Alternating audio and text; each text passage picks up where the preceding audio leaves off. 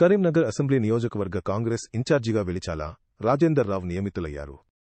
PCC అధ్యక్షుడు మహేష్ కుమార్ గౌడ్ ఈ మేరకు ఉత్తర్వులు జారీ చేశారు. గత ఎన్నికల్లో రాజేందర్ రావు ఎంపీ అభ్యర్థిగా పోటీ చేసి ఓటమి పాలయ్యారు. డీసీసీ ప్రెసిడెంట్ రేసులో నిలబడి నిరాశకు లోనయ్యారు. గెలుపోటములతో సంబంధం లేకుండా పార్టీకి చేసిన సేవను గుర్తించి కరీంనగర్ అసెంబ్లీ ఇన్ఛార్జిగా నియామకం చేశారు.